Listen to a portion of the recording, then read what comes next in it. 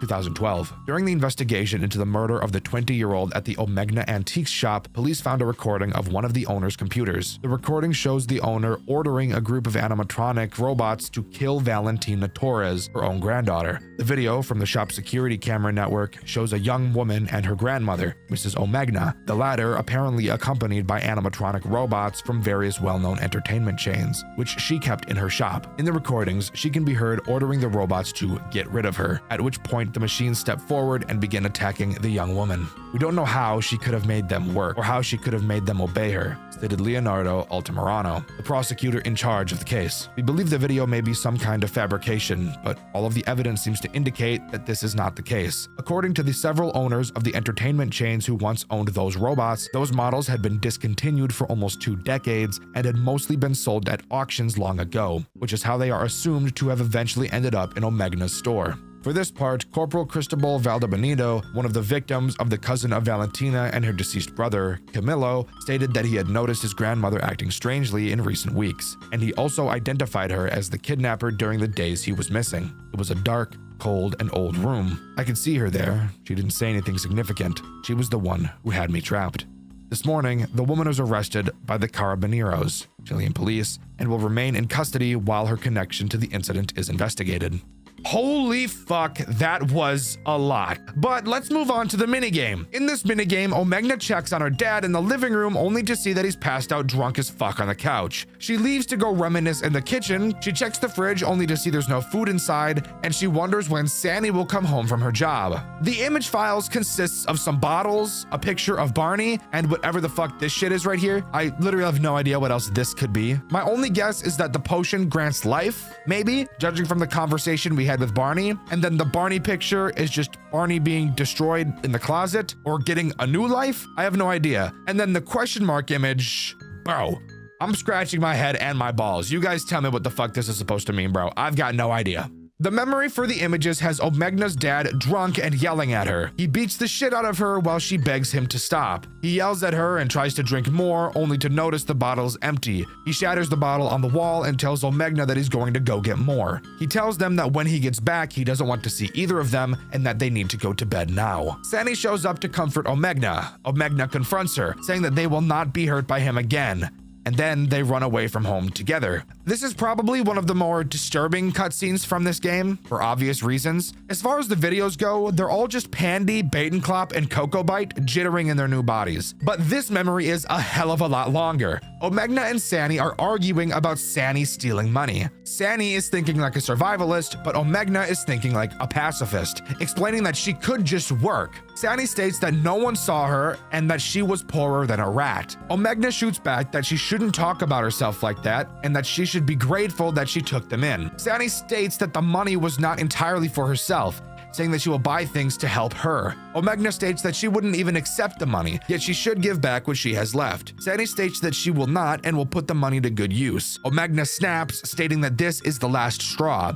She mentions that Sandy comes home late, skips school, and doesn't follow instructions. Sandy turns away, but Omegna puts her hands on her to make Sandy look at her again. Sandy states to get her hands off of her, but Omegna demands Sandy to follow her orders. Sandy snaps back, stating that Omegna isn't her mom. Omegna slaps Sandy, she apologizes, but Sandy runs away, stating that she hates Omegna and to stop bothering her. They have never seen each other again since that day. So there you go. I told you I'd cover it in more detail. Are you proud of me? Please say yes, because I've been writing the script for no joke the last 6 hours. I'm fucking dying over here. 2 more things before we wrap up.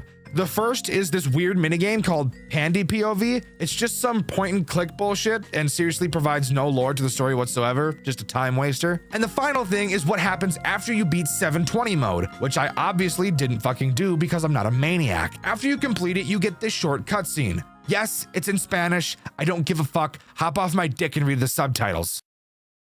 Sigues teniendo pesadillas, ¿eh? Tranquilo. Pasaste por mucho estrés durante esas noches. Es normal, y lo sabes. Poco a poco estas se irán. Todo está bien ahora. So there we go, a teaser for yet another game to come. And it looks like there's gonna be a character with a cane. So maybe it'll be me, who fucking knows. But as far as I'm aware, that's all the last Psy has to offer. Overall, I think this game has one of the most interesting and unique stories I've ever seen come out of a FNAF game before. Sure, I do think the first game is complete ass, but the second game really makes up for it. It looks fucking amazing, the gameplay is actually interesting, albeit incredibly difficult at times, and I would highly recommend it to anybody who wants a fun challenge. Insanity is a broad term with different meanings depending on the context, generally referring to a severely disordered state of mind, extreme folly, or a legal designation. It is not an official clinical or psychiatric diagnosis, but rather a catch-all for various forms of profound mental derangement. Truly, insanity is one of the most interesting things that human beings can face, and the various causes of it are truly fascinating to read about. Five Nights at Freddy's games often use the subject matter of insanity, but I don't feel like many of them can ever really do it right. The game we'll be covering today is a little different, that game being Crawl Space Insanity Remastered, one of the newest, coolest, and most challenging FNAF fan games the community has ever seen. We're going to be diving into every single corner of this game's mechanics, storyline, and piecing together everything you need to know. So join me today as we dive into the long-awaited video of Crawl Space Insanity Remastered. All right. I'm not at all ready to start talking about this game. As I'm writing this part of the script, it is currently 6:34 p.m. May 28th of 2026. Throughout this video, I will update you on the progress so you can get a small window of understanding of how much this game has destroyed me. The game opens to a nice prelude, and already I'm upset as this brings up a pet peeve I notice in a lot of games, not just FNAF. For some reason, the subtitles are on the bottom of the screen during the prelude. While that is totally normal for subtitles, when there's nothing to look at in the middle of the screen and it's just this fucking spiral pattern, then move the subtitles to the middle so that it takes up more dead space. I just really hate how this looks. I know it's a nitpick and it doesn't matter at all. But anyways, the prelude reads as follows. Hello, Fritz. You have fallen. He got you. The floor beneath you shattered, and you screamed as you barreled towards the bottom of the hole. Did you see them? You could have saved them. I will make sure you never forget that, and you will make sure to stay alive the best you can. That's all you will do, and that's all that needs to be done. That's all. For now, you live in the hole. So, it appears we play as Fritz in this game. And now is probably the time I should mention the thing everybody already knows about this game, just in case there's one or two people who are living under a rock. Crawl Space is a part of the Insanity Remastered trilogy, which is a retelling of the original Dormitibus story, minus all the disgusting shit. If you want to learn more about that, you can check out my video all about the original Dormitibus after this one. With this, we load into night one and we see that this game looks incredibly fucking boring. Let's start by going over the tools at our disposal though. To start, we have our cameras and our flashlight, which are both tied to a battery. It drains really fast, but if you're not using either of those tools, it will recharge itself. That's really all the tools. The phone guy asks us if we know who we are. Of course, we know that we're playing as Fritz and we're currently in a place known as the Hole. We're told that we have to save them, probably referring to the children, but we obviously have to save ourselves first. So let's quickly take a look at all 4 threats this first night introduces, because yes, I'm serious, there's actually 4 threats on this stupid fucking night. I'm going to talk about Bonnie, Chica, and Freddy all at the same time, since I'm not kidding, they all do the exact same thing. Yes, I'm serious. Each of them will try to approach you via the giant hallway in front of you. If they ever appear, just pull your camera up to hide from them until they go away. That's literally it. Foxy is somehow even easier. When you see him in the hallway, just flash your light at him like FNAF 2 and he'll go away. Yep, that's it. This is boring as fuck, but I'm willing to bet that you already know exactly why it's boring as fuck, and if you don't, then get ready for something crazy. Once the night hits 2 a.m., this happens.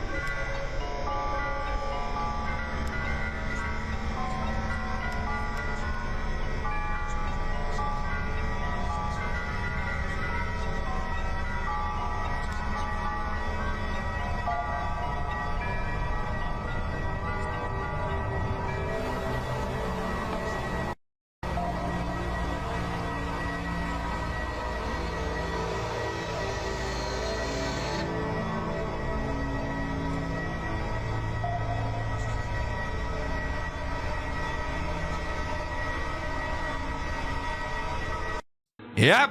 That's right. The prelude actually includes a fake night 1 and we're booted to the real title screen. You didn't really think I was about to talk about a game with a loop that boring, did you? I would never do that. All right, let's get into the real nightmare that is this godforsaken game. Jumping into the actual night, there is already a lot to go over, so I'm going to try to break it down as best I can while making it as easy to understand as possible, because there really is a lot to learn here. Let's start by talking about the phone call. Phone guy tells us about Bonnie, who we'll talk about in a second, and flipping. I will mention what flipping means later. This game uses 2 systems, sanity and stability. Throughout the night, your stability will decrease. You'll notice that your sanity never decreases and actually stays full the entire night. How do you increase your stability? Well, that's where this game introduces flipping. Its central mechanic that is actually so fucking AIDS, it actually made me question whether or not I was actually going to make a video on this. When you flip, it quite literally inverts your entire monitor so that everything is backwards. And yes, that does also include your mouse. This game fucks your entire actual monitor and flips everything around. It's easily the most nauseating and confusing mechanic I've ever dealt with in my entire life. It is fucking brutal. When you flip, your stability will start to increase again. However, in this flipped version of the whole, your sanity will start to decrease, and vice versa once you flip back to the normal version of the game. This is a super fucking cool mechanic, I can't even lie. Probably one of the coolest things I've ever seen. But of course, as you could imagine, playing in flipped mode is one of the most challenging things you will ever do in your entire life. Now, as much as we could talk about that mechanic, this video is already going to be incredibly long, so let's just move on to talking about the next mechanic, that being the power system. Not much to explain here, honestly. It's just a power system from that prelude night. Using things causes it to decrease, not using it makes it recharge. Pretty simple. Of course, we also have our camera and flashlight to go along with that. The final mechanic to mention before we move on to the threat this night introduces are the vents to the left and right of you, because as you can probably tell, this office setup is pretty much just the FNAF 2 layout for the most part. You can seal these vents to the left and right of you, albeit only one at a time. And the reason you would need to do that is because of the only threat this night introduces, Fallen Bonnie. While yes, Fallen Bonnie is technically the only character introduced on this night, he has children. Why? I have no fucking idea who's cracking this monstrosity. Literally nobody, but whatever.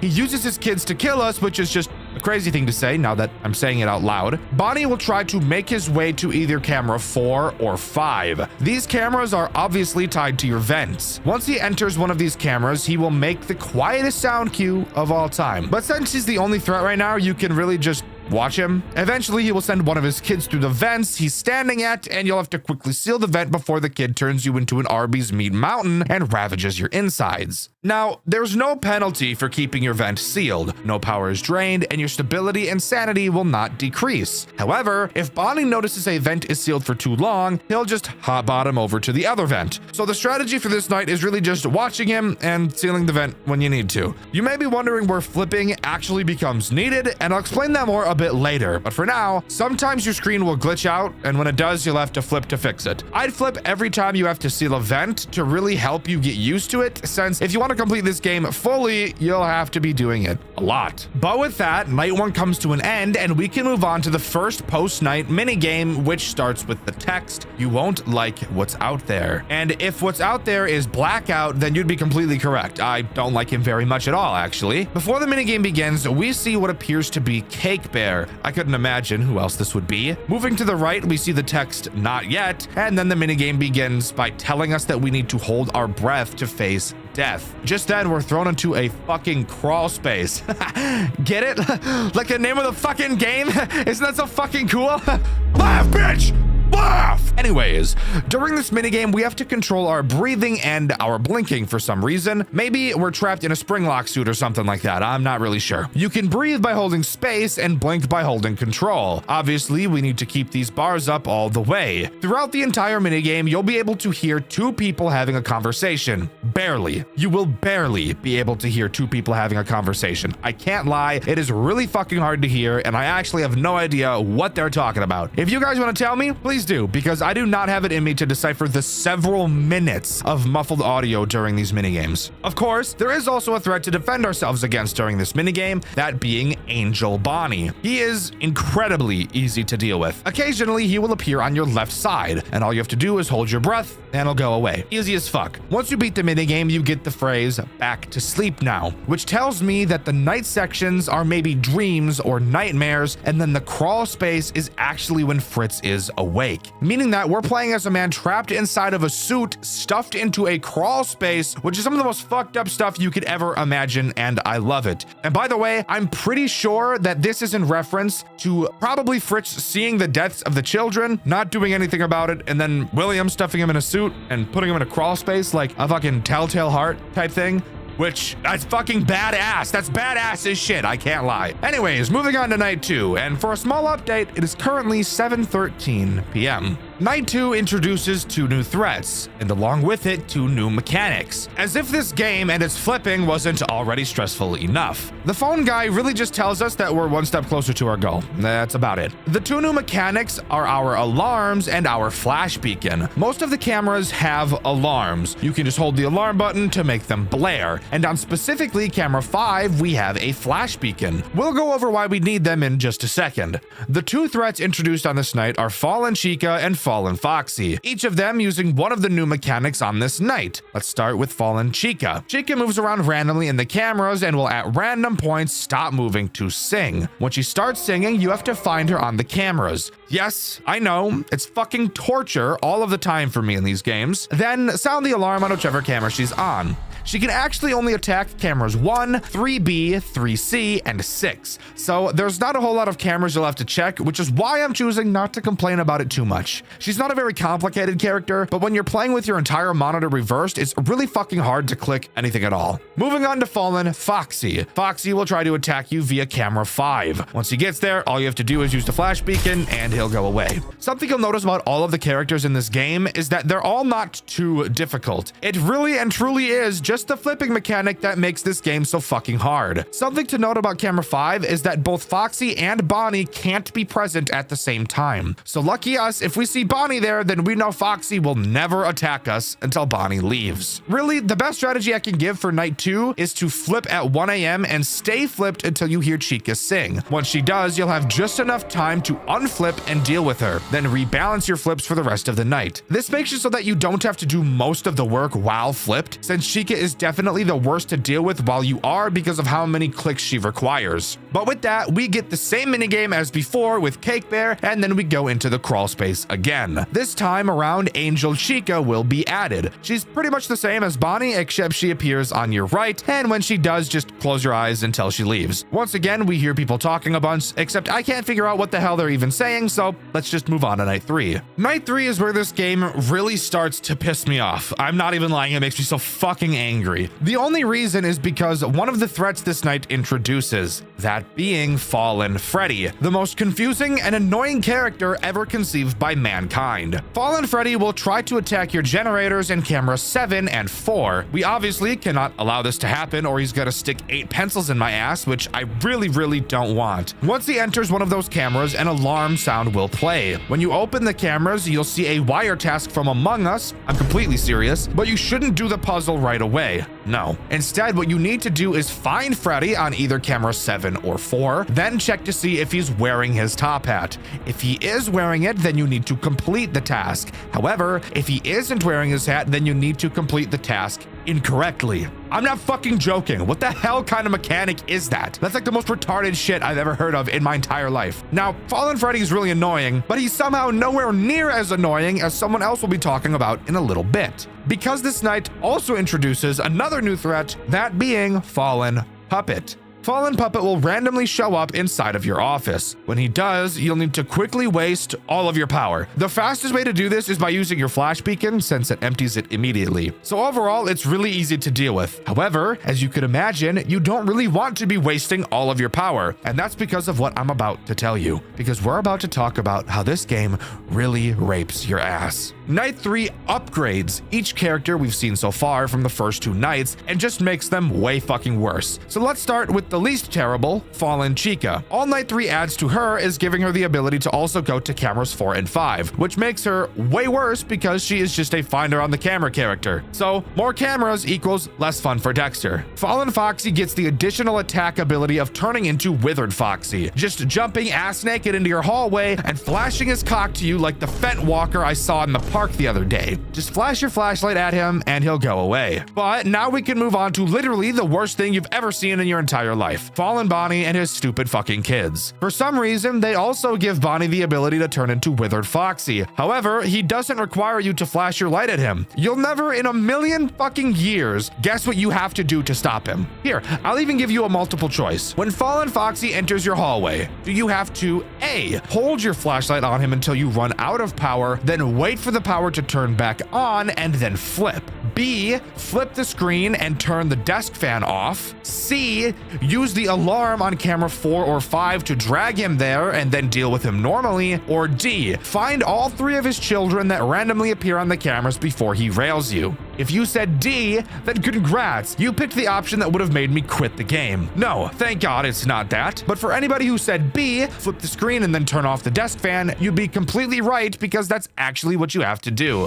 Why the fuck does this make him go away? I have no idea, but this is the most frustrating thing to do during this game and I fucking hate it with all my soul. The strategy for this night is really tough, I can't lie. Really only flip when necessary or after you deal with Bonnie and the vent attack. Most threats aren't too terrible to deal with flipped, in all honesty, and you should be getting used to it at least a little bit at this point. Oh yeah, and I forgot to mention Chica. She can appear on the same camera at the same time as the other characters, and if she does, most of the time you'll just lose. I can't even lie. It's really, really hard to deal with 2 characters at a time. However, I would recommend dealing with Chica first since most times she'll end up being the bigger problem. Oh yeah, and don't forget that Freddy and the puppet were added on this night. I know you've probably forgotten about that after the 3 other character upgrades, but yes, 2 more threats were introduced this time. Just fucking kill me. I'll also mention here 2 death minigames I stumbled across. I don't know how many there are, but here are 2 I got. Basically, one of them has Fritz finding William stuffing the kids in the suits, and then William puts Fritz in a suit as well. No witnesses type shit. And that confirms my theory that that is why we are present in the crawl space. The other minigame is just a cutscene. It's a conversation between Fritz and another guy named Peter. Peter tells Fritz about the kids and that if he knows anything about it or learns anything to let him know. Hate to break it to you, buddy, but judging by the other minigame we just saw, I'm willing to bet that Fritz isn't going to be able to tell you shit. The post-night 3 crawl space section is much the same as the others, except this time you will also get to see Angel Foxy. His mechanic is pretty easy. You won't be able to see him, but you will hear him making a clicking sound. When you hear it, just spam blink until he goes away. The only slight problem is that Bonnie and Chica can attack at the same time, but always be sure to make Foxy a priority and you'll be just fine. Once again, I can't fucking hear a word that the 2 guys are saying above us since the animatronics are so loud in my fucking ear. So if anybody wants to give us a summary, I'll pin your comment. Moving on to night 4, it is currently 7:48 p.m. for me, so I think I'm making pretty decent time. But during the phone call, we're told that camera 8 has been fixed. And of course, the new threats on this night will relate to that camera. But first, I want to talk about Fallen Bonnie again.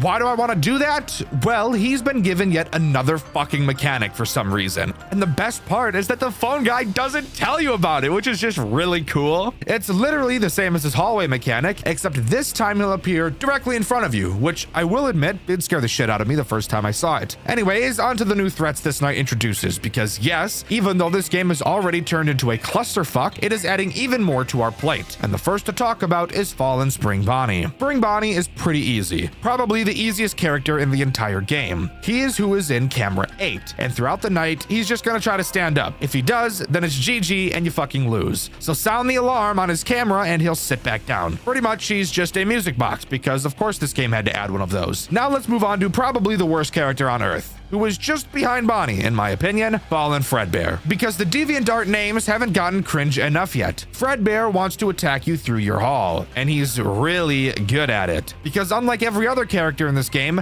Fredbear makes no sound cues ever, which is actually the worst thing on the planet. Once he's in your hallway, all you have to do is turn your fan off. Thankfully, this time you don't also have to flip. I really don't know why Bonnie has you do that, but what really makes Fredbear bad is the synergies he has, because not only can Bonnie and Fredbear be in the hall at the same time, but Bonnie and Foxy can be in the hall at the same time, and fuck it, I'm not kidding at all 3 of them can be in the hallway at the same time. This is actually just the worst shit anybody could ever create. This game is so fucking hard, it's not even funny. What the fuck am I even supposed to do about this bullshit? The strategy for this night is ass cheeks, I can't even lie. Really only flip your screen for Bonnie and when the screen flickers. Fuck everything else. Keep your camera on 5 to check for Foxy and never leave a vent sealed after dealing with Bonnie. Whenever you deal with a camera threat, either Freddy, Bonnie, Foxy, or Chica, check your hallway and deal with whatever the fuck is there. Then check on Spring Bonnie and hope you weren't too slow, and repeat. This night is so fucking AIDS, it's really hard to put into words. And we still have another night to talk about. Look at the length of this video. We're not even close to being done yet. During the crawl space section, we get introduced to Angel Freddy. All he does is appear in front of us, and all you have to do is lift your hands off your keyboard and mouse until he goes away. Basic strategy here is always deal with Foxy first no matter what. Then deal with Freddy, then deal with Bonnie and Chica. Crawl space sections are pretty simple. There's not much to talk about, so let's just move on to night 5. Night 5 is literally just fucking chaos. All of the characters' AI are turned up to the fucking moon. I spent so much time on this night, it's not even funny. Probably one of the most challenging nights I've ever completed from any FNAF game ever, and I'm not even lying. But once we reach 4 a.m. is where this night gets interesting. At 4 a.m. a new threat appears and all of the other characters deactivate. This threat is Yellow Bear, and let's just say he wants that juicy booty badly.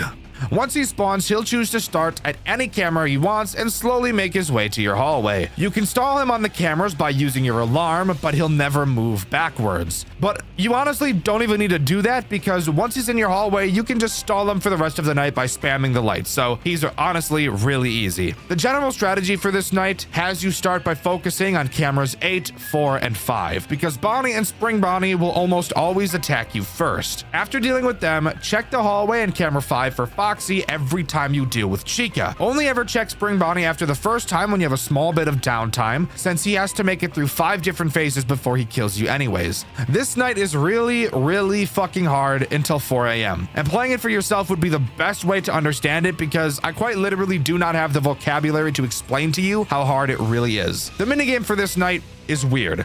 There's no crawl space, but we do get the Cake Bear minigame, and this time we're a much more realistic version of Cake Bear. We walk to the right for a very long time and stumble across a withered Cake Bear, I think. I have no idea what this is, and we get the following cutscene. I'm glad you came all this way to see me, Rats. I'd thought you'd forgotten about me. I think you realize I'm not truly your friend, but I have no reason to lie anymore. I never did. It's out of control. Things used to be so much simpler. I never had to lie. I could just exist. Now look at what I've gone and done. Inviting her and trusting her to respect what I've wanted, what I've already done. If they're a human being, a human conscience, they can never be truly trusted. I guess you already understand that. After what that man did to you, you were destined to die for so long. We've been destined to die. We were all just waiting for it. We weren't even excited. We weren't scared. We just, no, aren't you tired of this? Hasn't it gotten old? It feels like it's been an eternity. We are worn. How much longer are we going to be pushed around? Fall back onto monotony. It's better than piling on to this abomination and seeing that it crashes. Return to your old life. Kill the story. Escape.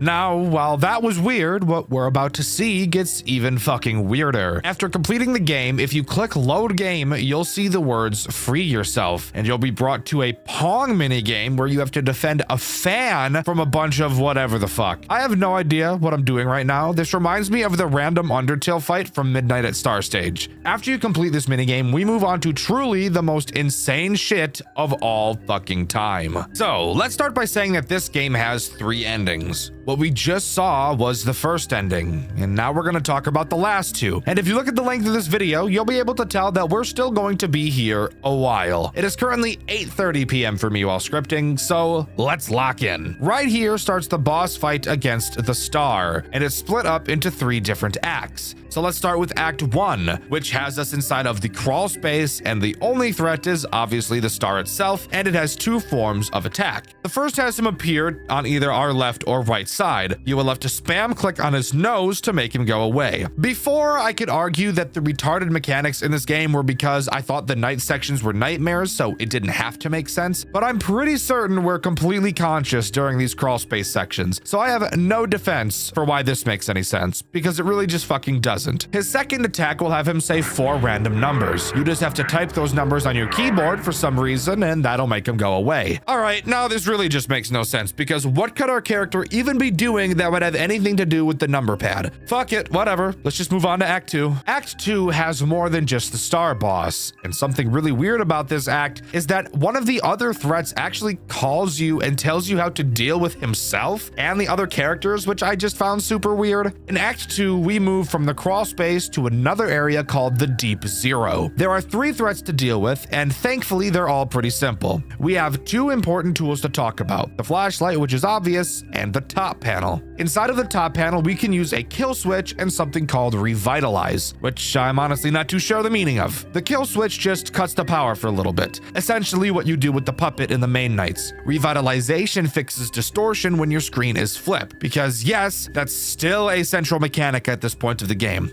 Silly me, I thought I would have escaped it by now, but I guess God just hates me. Let's start by talking about the threats this act introduces. Starting with Insanity, who is the guy that called us. This guy is literally just the Wither from Minecraft. And yes, he does have an actual human skull, which I do think is pretty cool, I can't even lie. Insanity appears in your left hall with a sound cue, and he himself will never kill you. However, he will disorient you really badly. If you just use the kill switch, then he'll piss off. No real problem here. Again, the characters in this act aren't that bad. Prelude is the next threat, and I really don't know why they gave him that name. It's literally just Freddy. He moves through the cameras with a sound cue to your hallway. You will have to make sure you never look at him on the cameras. I'm not really sure why, but yeah, just don't look at him. Once he gets to your hallway, just use the kill switch, and it's easy. The Star is obviously the final threat in this act, and he has 2 ways to attack you. He will stay on camera 10 for the entire night. His first attack has him appear in your office, dworking in your face. All you have to do is hit the kill switch, and it'll go away. The second attack has him yell a random number for some reason, and then you'll have to go to that number's camera and stare at him. If you click the wrong camera, you die immediately, so you can't just spam through the cameras until you find him. You need to make sure you're listening,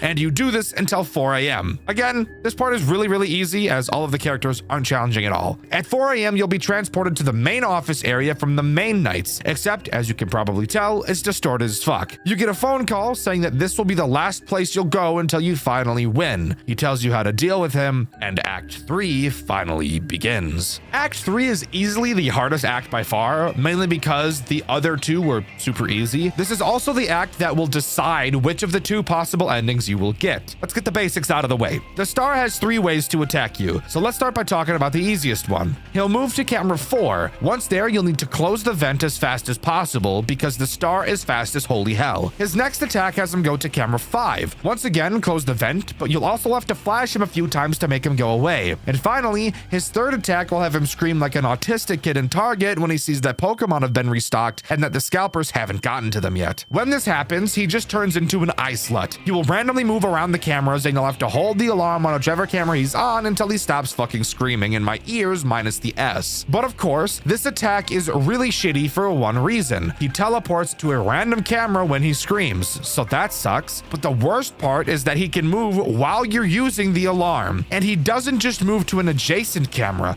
No. He teleports to any fucking camera he damn well pleases. Are you fucking kidding me? I'm so sick of these bullshit ass, fuck ass mechanics. Please just kill me already. I could get really mad and scream about this for the next 10 minutes, but I'm gonna be the bigger person and choose not to. Once you complete this final act, you will get the option to either lose your sanity or lose your stability, and whichever you choose will determine your ending. If you choose to lose your sanity, people reveal the crawl space and find Fritz inside of the Cake Bear suit. Fritz hears people talking faintly while he's in a coma-like state. He is then put into a mental institution and the credits roll. I suppose that makes sense. We did choose to lose all of our sanity after all, so the loony bin is probably the best place for us to go. I do think that the reveal that we've been in the Cake Bear suit the whole time is really, really cool, as this game basically just goes to explain where this very important character actually comes from. This is, in my opinion, a perfect example of show don't tell when it comes to storytelling, and I love to see it. However, if you choose to instead lose your stability, Fritz just gets fucking spring locked and dies inside of the Cake Bear suit. We're told that there may still be a chance to find out who the real killer is. We chase after this killer only to find the one, the only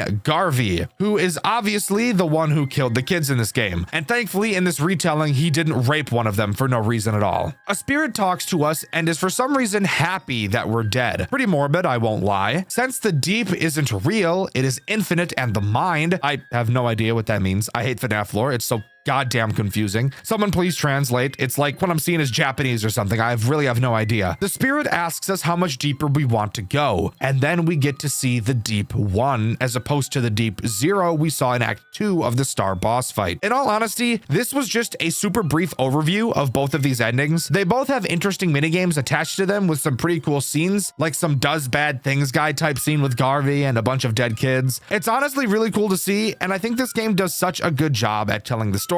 Much better than the stupid fucking theater thing from Dormitibus, which just didn't feel like it fit the game at all. And apparently, both of these endings happened at the same time, getting found in the Cake Bear suit and ending up in Deep 1. It's really cool to see, even though I don't fully understand how any of it makes any sense at all. Now, of course, there are still plenty of other death minigames to talk about, so let's go ahead and get those out of the way. The first is called Missing Persons. In it, we play as a random security guard. Our task is to sneak around the pizzeria to gather information about the kids going missing. We talk to some dude named Colin and another guy named Kane and Anthony and also Peter again. There's a lot of shit going on. Just a lot of us asking questions about the missing kids. They also mentioned something about CCTV footage that we could take a look at for evidence. Eventually, there's a jump cut to a man named Mr. Jimenez with Peter. He's pissed off because his kid has been missing for 2 days, but in all honesty, I kind of call that a win. I hate kids. In the next minigame called Material Witness, we're tasked with getting the CCTV footage I mentioned earlier. As we make our way to the office, we can enter the top left side of the party room and see Shadow Freddy, which is pretty cool, I guess. Once we enter the office, we meet with Garvey. We talk to him about the missing kids, and Jeremy tells Garvey that he shouldn't hang around the back room since it's secluded and people might start suspecting him of the murder since he's the quiet type, which is very unfortunate since we all know Garvey is the one who did it. They mention how Fritz is currently the prime suspect, and that's really about it. This conversation drags on for so fucking long. I was going to get some actors to dub these minigames, but holy shit, they're so long and fucking boring. You can also pick up a key in this minigame. If you go to the office, but take a right before entering it and go into one of the party rooms, you can walk through the wall. Go down and all the way to the left and then all the way up, you will see a room with a key. We'll talk more about the keys later. The next minigame I want to talk about is called Cake Bear's Last Performance. It takes place in 1982. In it, we're around a few other people.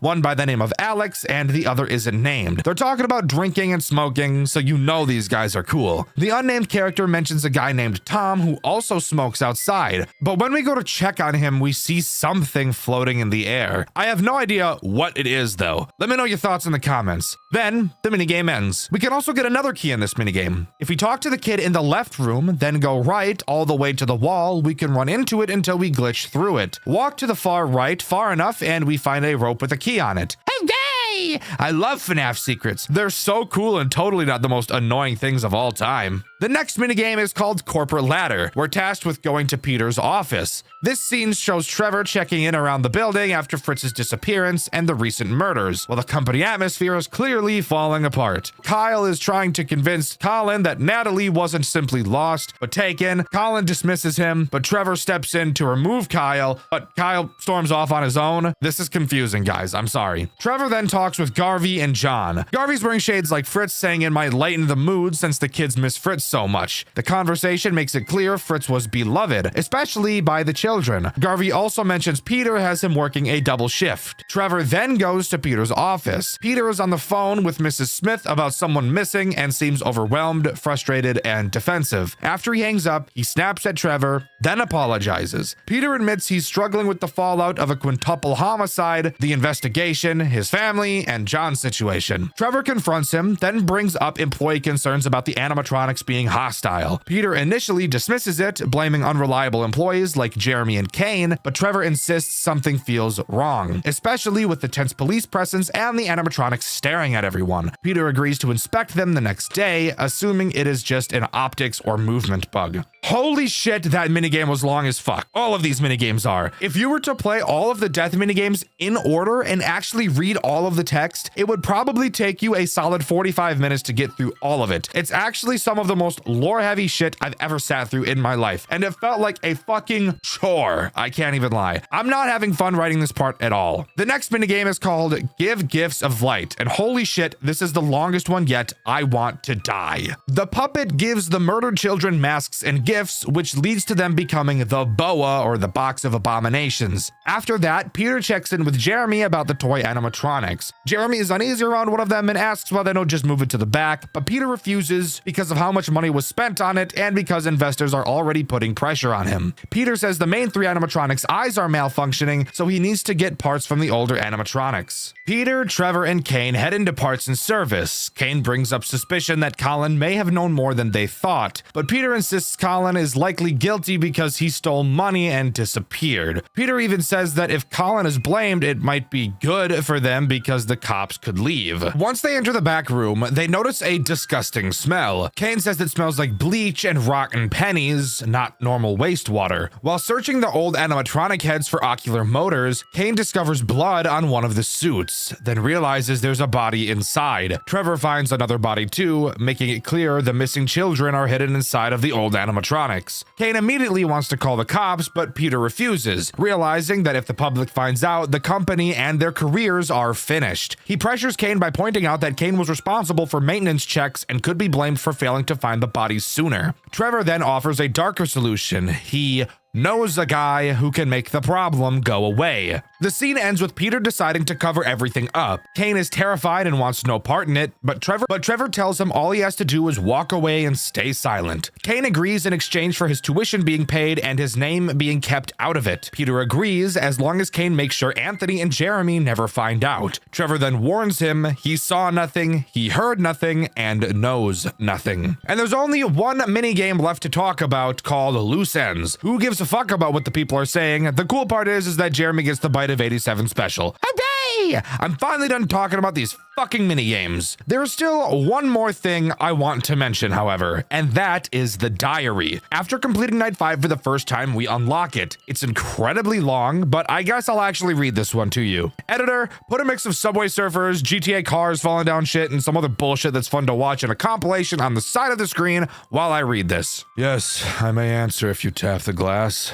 School will be missed, and its many exploits or stunts. From plenty of people other than myself, having a hand in so many things, call it calculated immaturity, has let me write about it here. So I'm leaving high school with many stories, and I see this as important. I don't remember any cases where staff actually let themselves believe I had done what I'd done, despite being clearly told, so it must be true that I'm naturally sweet, believable, and appealing. I'd hope for this not to change. Try hard, I don't know if the competition, or I'd say maybe superiority complex of school can really exist as well in the following life. This is okay. Of course, F have been ready for a long time to move ahead from this and do worthwhile things. Brandon and I are still happily friends. He's the type to be friends with almost anyone, of course. With so many large meetings, even parties, at his house I found often attended with Greg, Patricia, Anderson, and the likes. So, of course, we will all meet for graduation. June 1st. 1955. Yes, I may answer if you tap the glass. I have delayed the writing of the note for some time due to all my time spent with a certain young man, possibly described as a lonely, pathetic, bumbling, wannabe greaseball, desperately failing maturity, never quite let into the gatherings, but watching prom afar. usually watching me. He's 16, 2 years younger than me. He's only around because he's Brandon's younger brother, Alex White. I think there is a spark of genius in this young man that I would do good to blossom with, though. If anything, I would even say this is obvious to me. Just because someone is different from how they naturally appear doesn't mean they're intentionally lying. Everyone does it. It's normal. Follow me. I'm a friendly rabbit. June 1st, 1955. Mex drowns. There is truth to it. I'm trying to gauge and measure. There's also the fact that engineering is ridiculous and doesn't make sense. I'm half joking, of course, although I do obviously question physics, nature. So is he literally spraying himself with maturity? What brilliant symbolism. But no, seriously, it was all that they had for some reason. This is oddly hyper-specific, but he's like the type of person that wouldn't go through the effort or pain or severing their arm to save a child. But you know, I sure feel bad about it for the rest of their life, and overcompensate by sculpting hundreds of fake arms. Actually, well, I guess we wouldn't know, unless somehow that scenario really did play out. Last night we were sitting by the creek. I wanted to relax after I attended the ceremony. I was lost in thought. Who was left? He realized a deep sadness was forming in his eyes, so he moved his head completely to the right, causing the back of his head to face me. He tries to hide his weakness from me. From all women. From anyone. But I haven't seen it. And I remember his face. I study his sadness from the traces, and I look past his skull. Luna 17th. 193 question mark. Come asylum. Unbelievable. I must state this in here right now. I will never stand for this. Know that people who'd ever talk about themselves or question anything would tell me my disconnected world vein, my disconnect from humanity, stems from a discontent from my own life, a mental condition that impedes me from connecting to people, a simple sickness or defect, a fault. Sam above deep or nuanced human connection because I have been past humanity. I cannot, because thou existed in places these other people have never even dreamed of. I was born a higher being and I will give everything to myself. I know people would say this to me because I've seen it on my own, as I have seen everything. My mind is not human, but was born in a human body. I can exist under this facade for as long as I swant. It is control. It is not hard to smile, no feelings. Feelings are an idea that can be bent at will if you are not content to mindlessly lie to yourself. If I want not to love someone, I will not love them. Oh me. There is no reason it can't be this simple. I will not let anyone lie to me. I will wall in and take everything. I will not waste effort of writing about the incident that happened earlier today that lead me to record this sentiment. Damn Alex. He knows not what he does. He understands not what he says. He has always been a lost soul. They have no obligation to save him. He is unsavable. He will sink into his depression unconvertibly. He will always appreciate that S picked him up and showered him in my influence, even if there. November 13th, 1963. Come asylum. A day that he may not admit. Think my he, so hell is too close hilarity. He has never been shoved away and forgotten like he acts like he has. I'm not going to reach out to those quacks and charlatans. This notebook is my institution. It is the only place with order where all the words are set in a place for a reason. The only place with true reason. Would they really be willing to lock away someone as pertly, softly spoken, well-spoken as me? Yes, of course.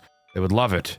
Shut me in a room and leave a little peephole in the wall so they could watch the grime build up in the room and let it infect and toil within me and watch my beauty break into pieces, watch all of me fall apart, and they'd savor it. My mother warning me of issues of mental commitment when I was young is the last thing she has ever done for me. I've written this bit later. Late tonight, I found Alex sitting at the television watching an investigative report called Suffer the Little Children on NBC. I don't write about it because there's nothing to say that my mom hadn't told me back then, but I've still been watching Ticket to Foilies this year. I was trying to hide from Alex how much I was studying his face, and thankfully he was entranced and not thinking of me in those moments. There was a lot you could gauge from his face during that time. The secondhand guilt and parental pain is there, yes, but he definitely does not care about those children. He's an apathetic person, especially when it comes to outside situations. November 23rd, 1963. But you know he is thinking of John. He always thinks of John. John is his own. Still, I cannot imagine Alex will have money for John's 5th birthday tomorrow. I obviously know I won't. And holy fucking shit, that's it. That was confusing. It was written exactly how I said it. It's so fucked up. I think I'm done. I think this is officially everything Crawl Space has to offer. Oh my god, this was a crazy long ride, and this took such a long time to research and write, record, and edit. I want to thank Triz, the guy who's been helping me do research for the past 3 videos. I couldn't have done this without him as fast as I did. Thank you to my editor Al, because this video is a fucking mess, and he made it somewhat comprehensible. Overall, Crawl Space is an amazing retelling of the Dormitibus story, minus all the disgusting shit that was in the original. As I said, this is the first game in a 3-part series, so you already know I'll be covering the others when they come out. I think this game is really fucking hard, but it is still super cool at the same time, and I would recommend you at least give it a try. Banshee was easily one of, if not the scariest Five Nights at Freddy's game I had ever played. Amazing atmosphere, wonderful sound design, and even pretty damn good game mechanics to go along with it. I've of course covered it on this channel before, and if you haven't already, you should go give that video a watch after this one. The game we'll be covering today reminds me of Banshee in a lot of ways, easily being another one of the most horrifying FNAF experiences I've ever had. However, with all of the good does come some bad, and while I feel there's nothing super bad about the game we're covering today, I do feel like there are a few things that we need to talk about with some very good tips for future game devs. The game we'll be covering today is Midnight at Star Stage, one of the newest FNAF fan games on the market with a lot of hype behind it. Today, we'll be diving into the game, talking about its story, gameplay mechanics, pros, and cons. So strap in with me as we peek behind the curtains of Midnight at Star Stage. Jumping right into night 1, wasting no time, there's something super obvious I want to get out of the way immediately. This game looks and feels exactly like the FNAF fan game Banshee, like I've already mentioned, and I can't lie, I love it. Absolutely, it's amazing. Banshee's atmosphere was one of the best out of any FNAF fan game I've ever played, and I feel like this game really lives up to that exact feeling. This game is horrifying. To our left and right, we have doors. However, both doors are completely different. The door on our left can only be used for as long as we're holding the switch. However, the door on the right is toggleable, which I actually don't think I've ever seen another FNAF game do. Sure, the original FNAF technically has toggleable doors, but they can't be toggled forever due to the fact that you have power. But there's no power in this game, so I just thought that this was interesting. Of course, we have our cameras, however, there is no camera map. Instead, we have to cycle through the cameras using W and S, which I thought was a little bit weird for controls, but that's not super important at all. This night introduces 2 threats, so let's talk about them and how terrifying they are. Let's start with the main character, Rocky, one of the most aggressive characters in the entire game. His goal is to get to your office, no shit, but his way of doing so is incredibly intense. Just like Foxy, he will sprint Mach 104 directly at your office, and the scariest part, he can attack either side. The way you'll be able to tell which side he's going to attack is based on which cameras he goes through. If he goes to camera 3, that likely means he will attack your left door. If he goes to camera 6, that likely means he will attack your right. Oh fuck! Now, when it gets to your door, all you have to do is close it. However, like I said, he is incredibly fast. And when he runs to your door, well, yes, he does make a noticeable sound cue. Just take a look at this clip and see how fast he really is. I don't know, dude, there's no fucking sound cue.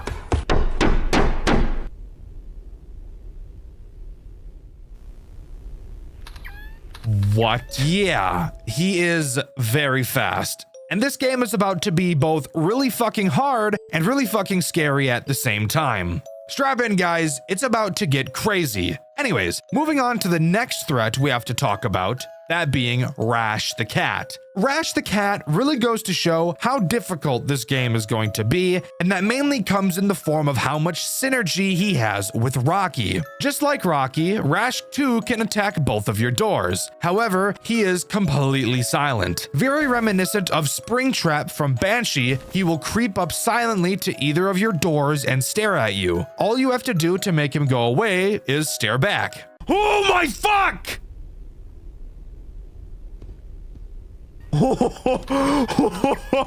It's a costume! Why is it moving? We're about to be in for an absolutely wild ride, guys. These characters are terrifying, some of the scariest I've ever seen, right up there alongside Banshee. I think it's pretty clear this game drew a lot of inspiration from Banshee, and I think that's great. They nailed the atmosphere, they nailed the character designs, and they even nailed the pressure that Banshee brought, and we're only in night 1. The synergy Rash has with Rocky is mainly with your right door. Since it's toggleable, the thing you'd want to do is keep it closed since the reaction time you need for Rocky is scary fast. However, since Rash is so quiet and makes no sound cues, it leads to you needing to keep that door open so you can constantly check for him. It's a small detail, but definitely one worth talking about. This game doesn't have a task-based completion system like Banshee, instead having the usual time-based one, which I want to be clear I don't think is an issue. Sure, I love it when games try something new, but there's nothing wrong with sticking to the usual. I'm super excited to see what the rest of this game has to offer,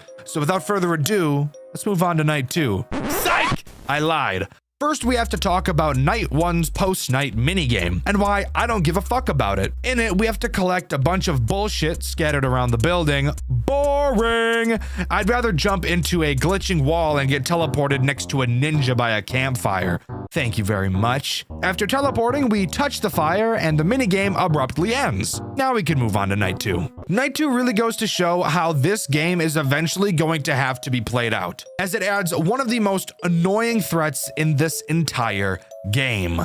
That being Bowie. Bowie acts as this game's eye slut. That's right, I'm coining a new FNAF term, and I expect it to be used very frequently by everyone in the fandom from now on. Eye slut refers to a character archetype that revolves around said character needing to be stared at, and that's the only fucking mechanic. And this game's eye slut is Bowie. Bowie will randomly move around cameras 3, 6, and 9. Some would even say, damn she fine. If you ever don't glance at Bowie for long enough, he'll appear at your door where no matter what you do, even if you close it, he'll still close the gap between his willy and your butt and start clapping your shit like a crowd after a good performance wanting an encore. The real issue with Bowie isn't even Bowie himself. It's more so due to the fact that it makes Rocky so much scarier. Whereas before, all you really needed to do was watch him so you could tell which side he was going to attack, while Bowie is active, you should be staring at him the entire time. So this leads to you needing to be able to react to Rocky every single time. So if your reflexes are shit, you will be shit at this night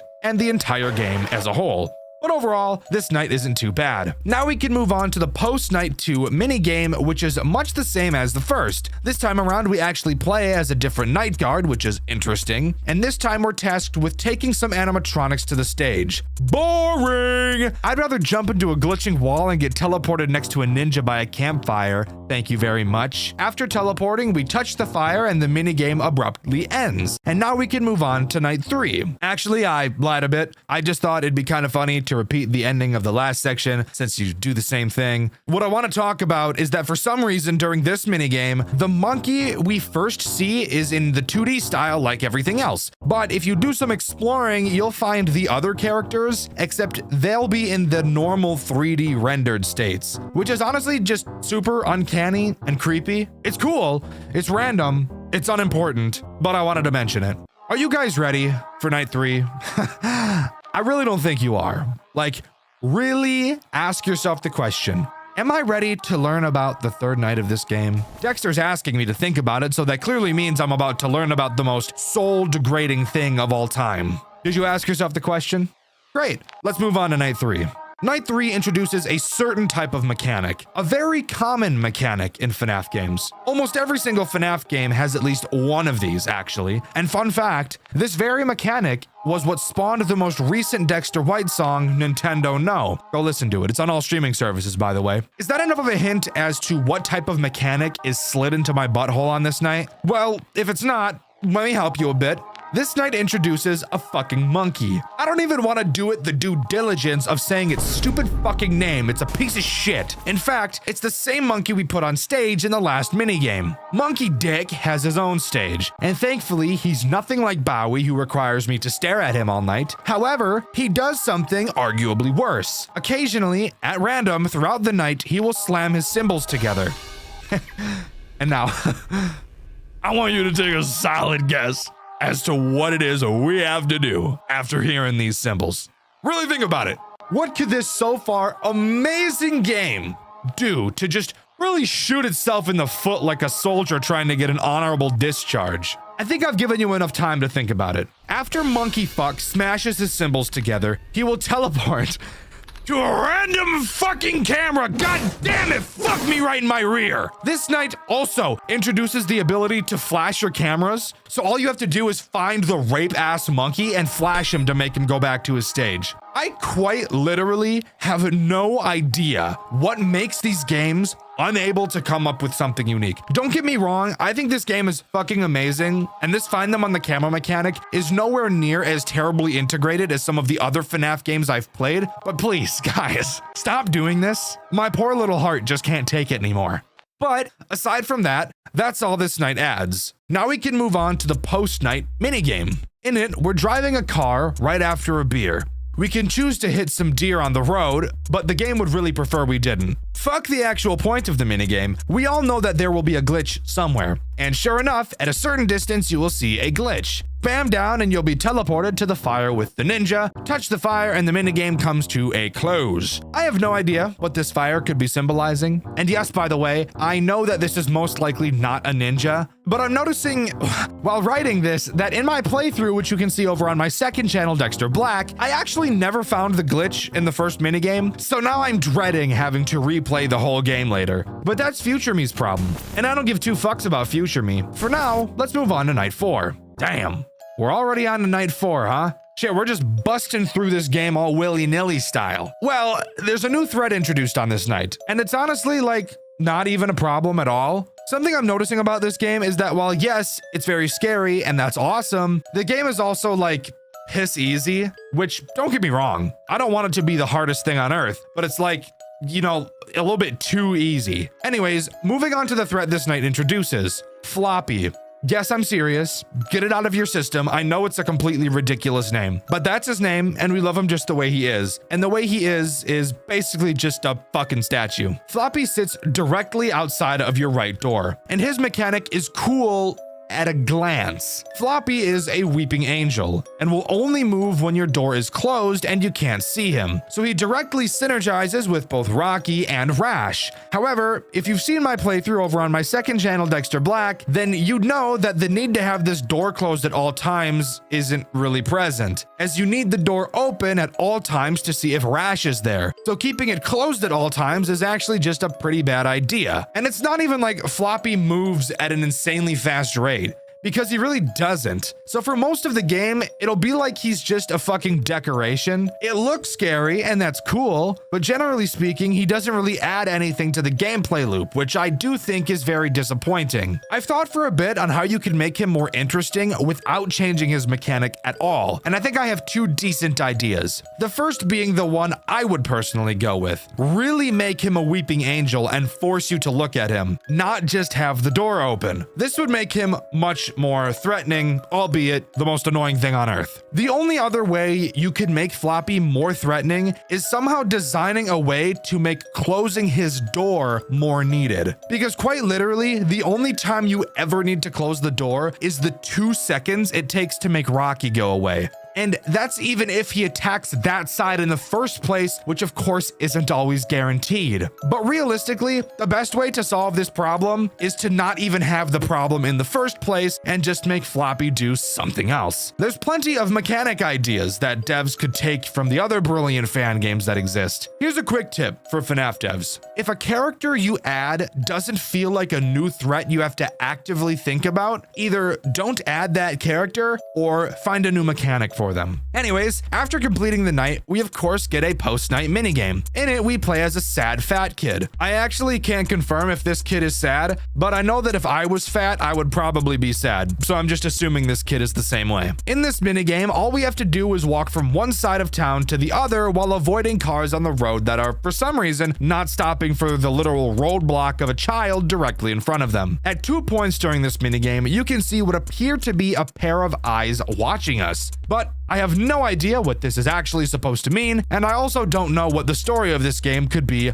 literally at all. Now, for the glitch, which this time around is completely unobvious. If you get all the way to the end of the map, what you're supposed to do is just touch the edge and you'll be booted to the menu. This is what I did on my playthrough, which you can see over on my second channel, Dexter Black. There's blood leaking out of me, knowing that I'll have to go back and fix this, but whatever. If instead of touching the edge, you instead go all the fucking way back, really getting Tubby his exercise, and touch the edge next to where you started, which by the way shows no indication of being glitched, so this is just bullshit. Then you will be teleported to the fire with the ninja, touch the fire, and we can move on to night 5. Night 5 introduces one new threat, and I'm honestly surprised that it does. Very uncommonly do I find FNAF games that consistently add a new threat with every night, and I honestly really appreciate this game for doing so. Albeit, both this threat and last night's threat are pretty lackluster. But before we talk about the threat this night introduces, we need to talk about this night's phone call. Because even though it's by far the shortest one, it easily is the most interesting we've heard so far. The phone guy just tells us that tonight will be our last shift, because the floppy suit almost killed the employee who was inside of it.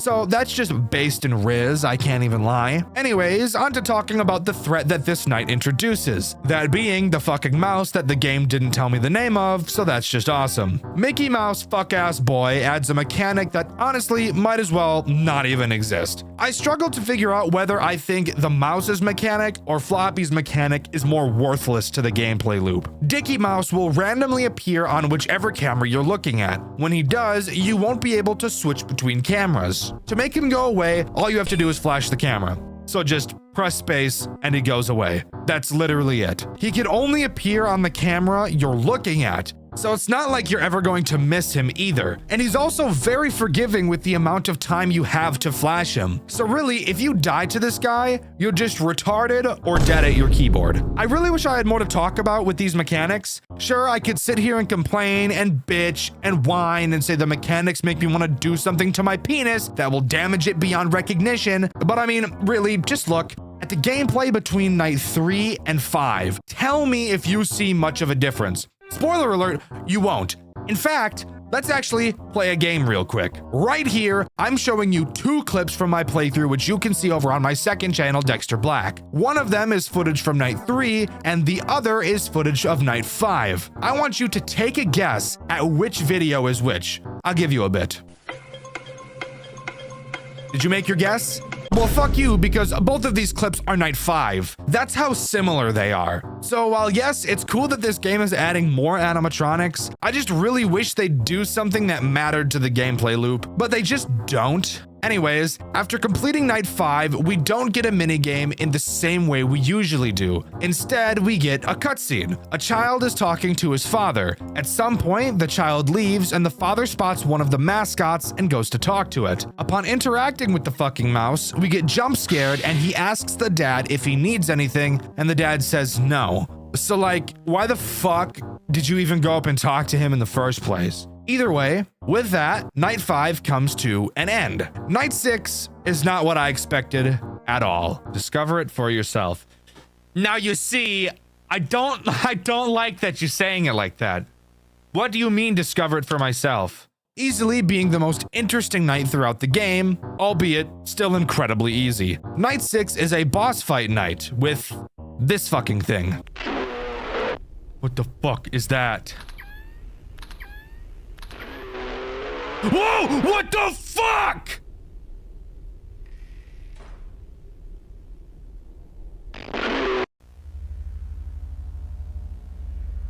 The fuck was that?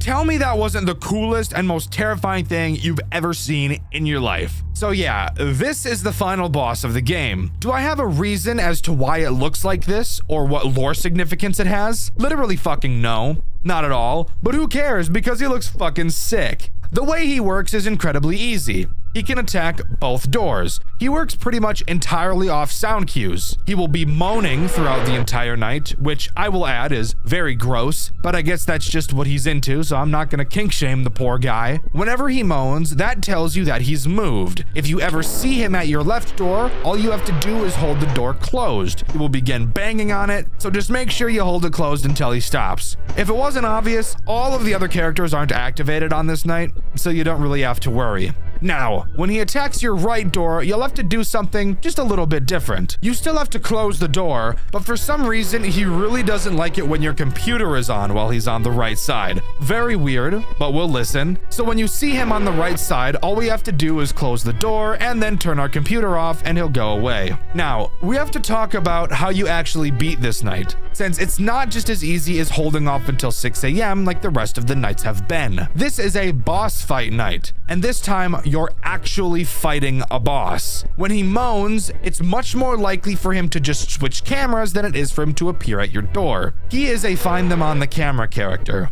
However, he's the only character in the night, so it's not a big deal. You will have to constantly track him on the cameras and spam your camera flash on him to deal damage. Flashing makes your system crash, so get ready to deal with rebooting your cameras constantly. Deal enough damage on the cameras and this final night will come to a close. However, depending on if you were able to collect all of the fires next to the ninjas in the minigame will determine which ending you get after completing this night. After winning, the creature will force his way into your office like Graveyard Shift at Freddy's and kill you, wherein you get the bad ending. But who cares about the bad ending? The interesting ending comes in the form of collecting all of the fires from the minigames. Now, I'm not kidding about this. I promise. After you beat the night, the creature still kills you. However, the fire slowly rises from the bottom of the screen, and you're spit into a fucking Undertale boss fight with the creature. What the fuck am I playing right now? I'm dead serious. This is not edited. This actually happens in the game. You have to dodge a plethora of attacks, and every once in a while, you'll get the chance to attack. Attack 4 times and it'll fucking die, rewarding us with the good ending, which, by the way, is no different from the bad ending. There's no extra story revealed or a cutscene. It's just a boss fight and then an end screen. There's only one other thing I wanted to talk about, and that's a weird minigame you can find hidden in the extras menu. In it, you play as this weird white statue thing. The only thing you can do is find a newspaper clipping on the floor talking about some missing children. That's literally it. I have no idea why this is here. I have no idea what missing children had to do with this game. I failed to pick up on pretty much any lore this game has thrown out, if there was any at all. But for all of you little theorists, have fun with that information. But with that, that's all Midnight at Star Stage has to offer. Overall, I think this game was terrifying. However, I feel like this game was heavily inspired by Banshee. And it was. It almost feels like the dev wanted to make Banshee, but didn't actually fully think about the mechanics of how the game would work. Don't get me wrong, this game looks amazing and it plays well, but the synergies with characters really just aren't there. And I have no idea what the fuck the Undertale boss fight was about, but it was pretty cool. The original FNAF lore, arguably one of the most confusing and frustrating pieces of media ever created, with several retcons, horrendous retellings, frustrating timeline and universe splits, and so many other headaches. Five Nights at Freddy's definitely has a reputation for pretty terrible storytelling, but that's where fan-made remix can come into play. Today, we'll be covering a game called Five Nights at Freddy's Rewritten 87, a remake of Five Nights at Freddy's 2,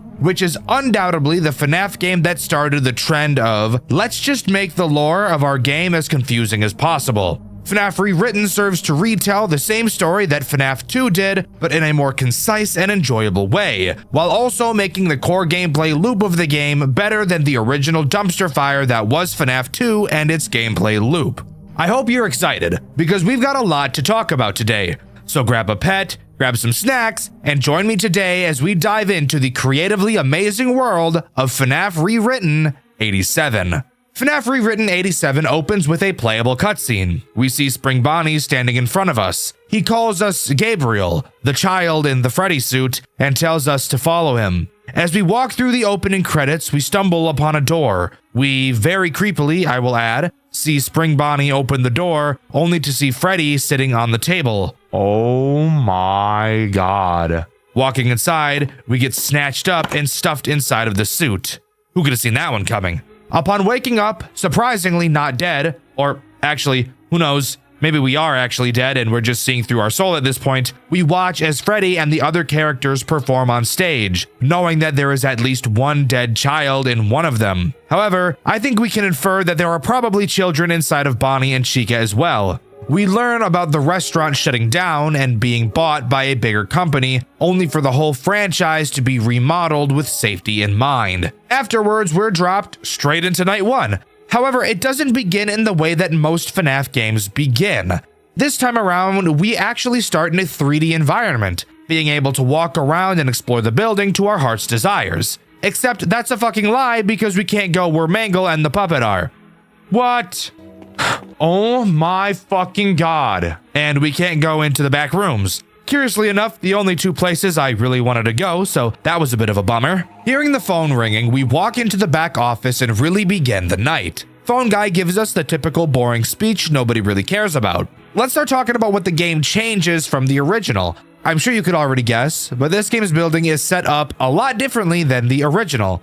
To start, let's talk about the kitchen. The kitchen replaces one of the party rooms from the original, and actually there are plenty of employees-only areas throughout the building that connect various areas. For example, using employee-only hallways, you can walk from the kitchen to the back room, which, yes, you still cannot enter from this angle either. I know, disappointing. These new locations aren't necessarily important per se, but I do think that they're a very nice touch and serve to make this game feel reminiscent of FNAF 2 without just being a direct copy of it, and I like that. The tools at our disposal, however, are exactly the same. Flashlight, cameras, Freddy mask. However, the flashlight does work a bit differently from the original, but I'll explain that more once we start talking about a certain fat bastard.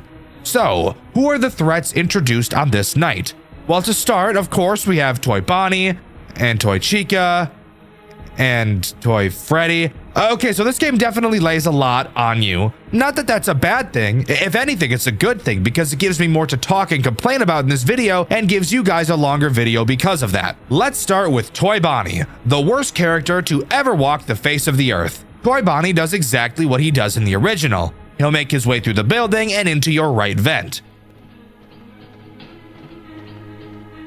Where do you think you're going? Oh my fucking god, dude. Once you see him in your office, put the Freddy mask on, and you'll get to watch him crip walk into your office. The animations in this game, by the way, are really awesome, so get used to it. Toy Chica, while being the hottest character I've ever seen in my life, is pretty much the same as she is in the original. She struts around, my jaw drops like a cartoon character, and my eyes pop out whenever I see her, and my tongue comically falls to the floor, and she makes her way to your left vent. Oh my god, come here, bro.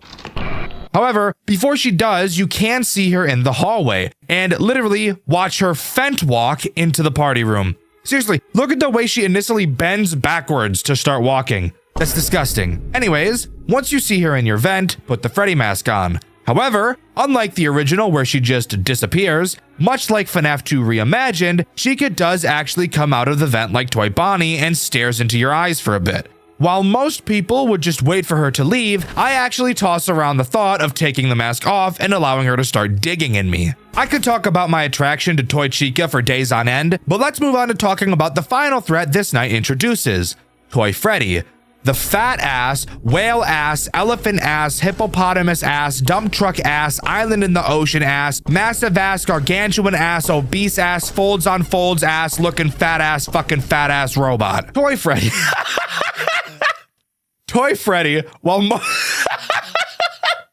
Toy Freddy, while morbidly obese, if you weren't aware, is actually the first character in this game to do something completely different from the original, which I actually think is really great. A problem I have with FNAF 2 is the amount of characters that all do the same thing. While you could argue that Withered Freddy is supposed to be the main character for FNAF 2, given the fact his face is on the icon, I actually think Toy Freddy is a better fit for the main character, just given the environment the game takes place in and the overall theming of the game. And to have your main character do something as boring as Toy Freddy does, aka just walk through the hall and appear in your office, it just feels so boring and lazy. Toy Freddy in this game is actually just an asshole.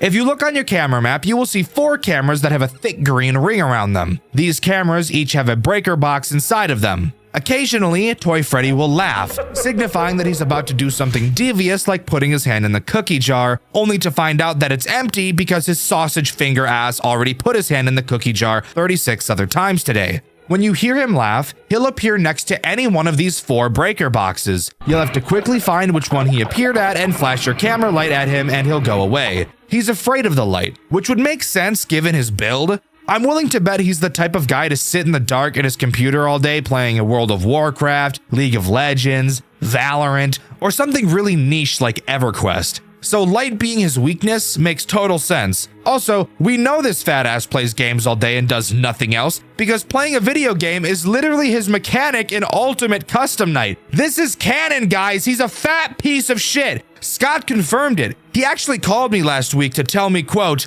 "Hey yo dog, Toy Freddy is a fat piece of shit, you feel me?" And I was like, fuck yeah dog, I feel you.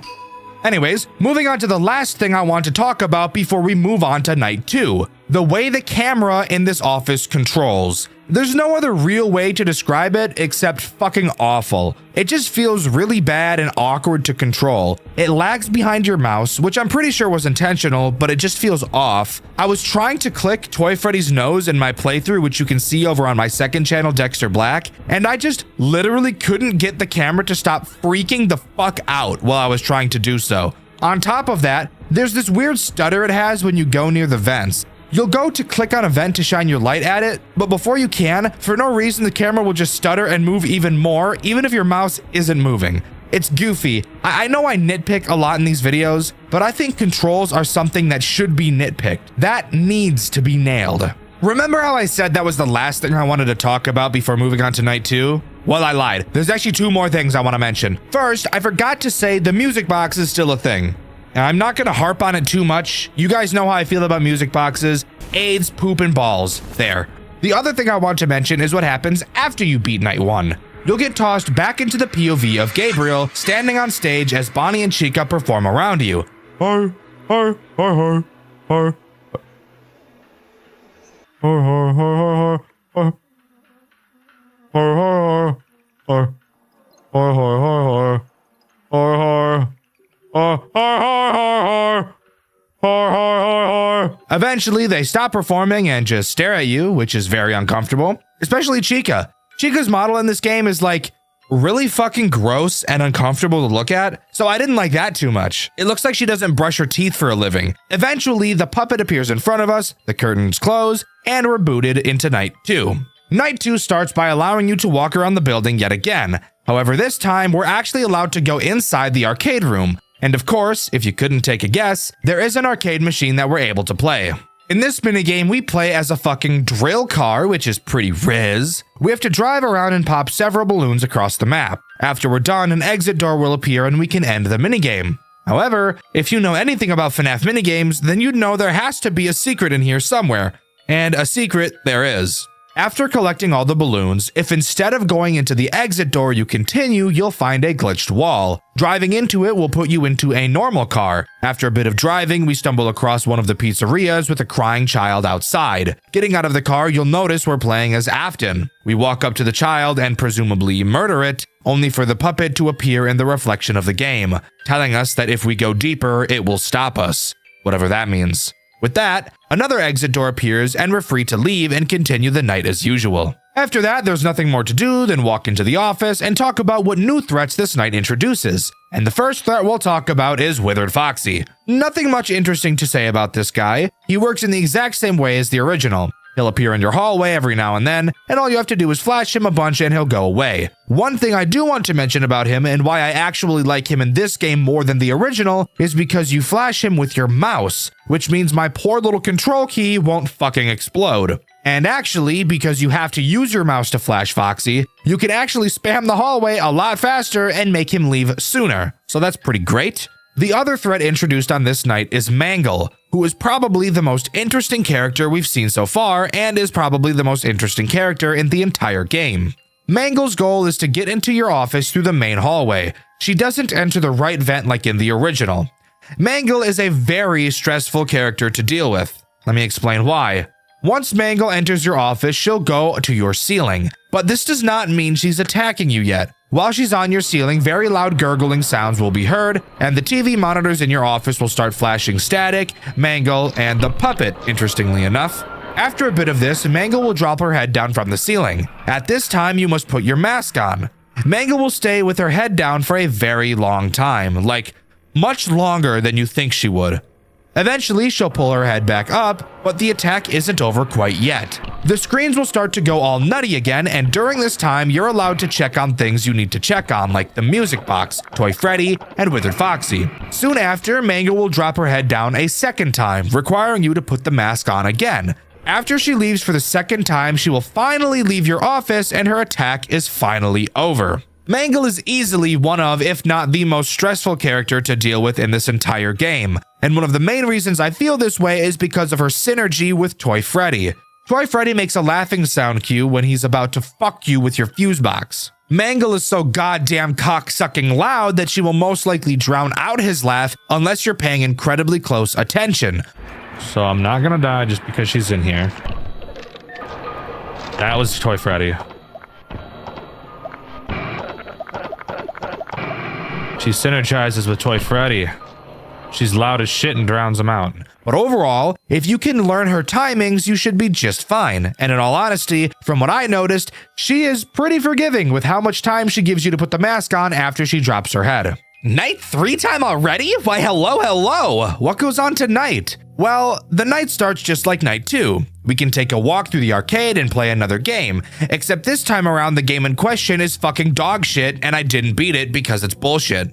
In it, you play as Bonnie collecting balloons. Who cares about that part? At a certain distance into the sky, you'll see the ceiling is glitching. Jumping into it will turn you into Spring Bonnie and the game gets all dark. Ooh, scary. In this section of the game, you need to grab the 5 kids and put them into what I'm going to assume is the back room where they were killed. You have to do it one at a time, which really just makes my dick hurt, but whatever. Every time you collect a child, shadow Bonnies will appear around the map for you to dodge. If you touch them, the floor will disappear and you'll have to climb back up. After you collect 4 kids, however, is when this game gets bullshit. Another shadow Bonnie will spawn. However, this one looks way fucking creepier and will actually follow you.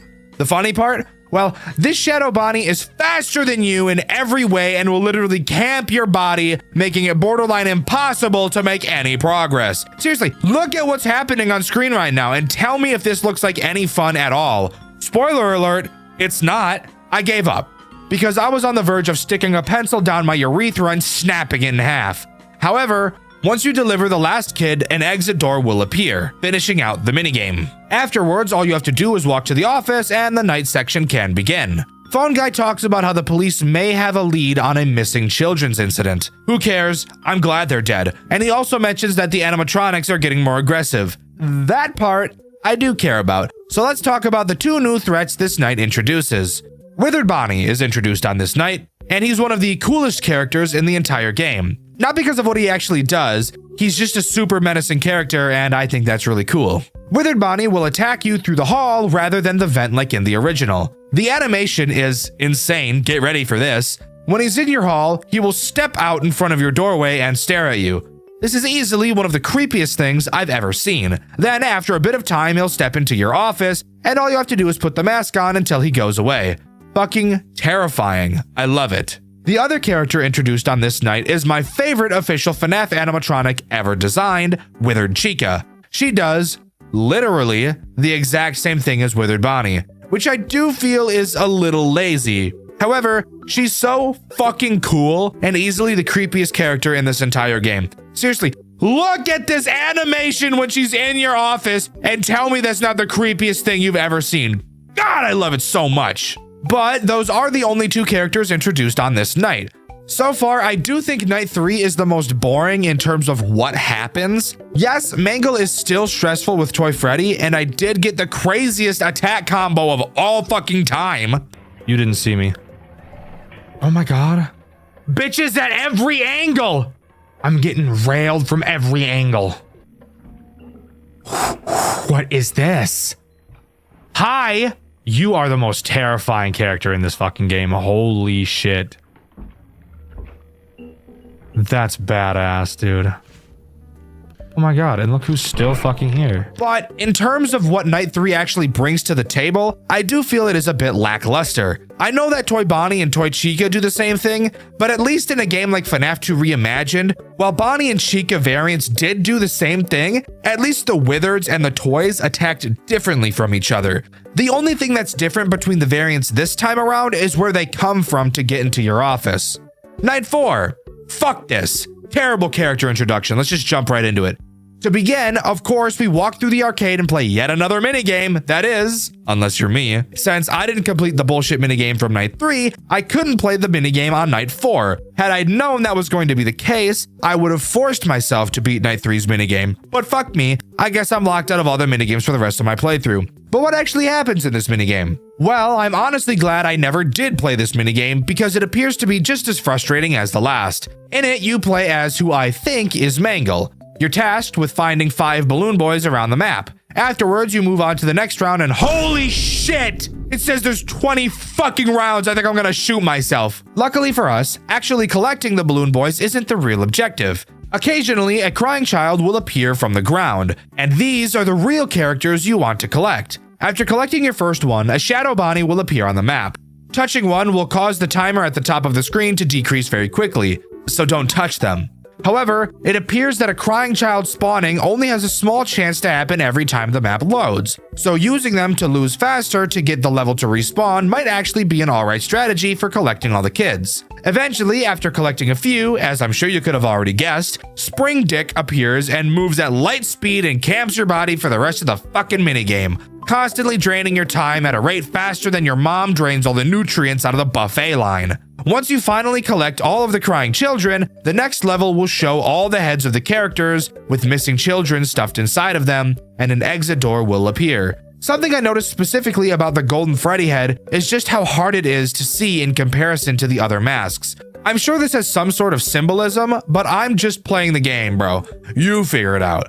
Anyways, after touching the exit door, you walk to the office and it's time for the night section to begin. This night introduces 2 new threats. Let's start with the threat that is so annoying you'll want to light your PC on fire and then throw it in a river. Balloon Boy. Balloon Boy has somehow been made even more annoying than in the original.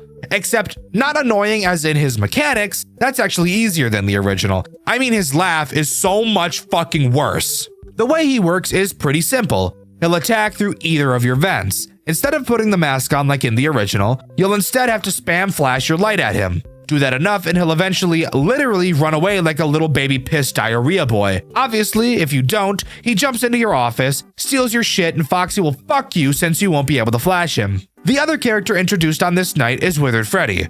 What does he do? Well, let me tell you, I have no fucking idea. What do you mean you have no idea, Dexter? Didn't you play the game? Yes, I did. However, this series and this Dexter White video specifically, I wanted to try something a little different in the video creation process. Typically, after I finish recording a Black series, if I think the game was worthy of a White video, I'll put it on my White list. Depending on how much I either liked or disliked the game, will determine how high up on the list the game will go. And when it comes time to script a Dexter White video, I choose the video at the top of the list and write the entire script in one sitting. I feel this leads to the beginnings of my scripts being really hard to get into, and I feel that it also makes the amount of energy I have near the end of the script drop off. So I thought for this game I'd try something new. After recording each Dexter Black video on this game, I would write the script specifically for that section. That way, I'm not writing a lot in one sitting and I get a fresh reset every day, which I've noticed has been making me a lot happier with the script in general. However, this does bring up an interesting issue that I've only noticed now while writing and talking about Night 4. While yes, Withered Freddy was introduced, for some reason, he literally never attacked me once throughout the entire night. So I quite literally have no idea what he does and I can't really talk about it. So, this is a little awkward. I'm gonna consult the wiki real quick. Just give me a second. Let me just, 87, okay, and Night 4. Okay, here we go. We'll go to the hallway. On that.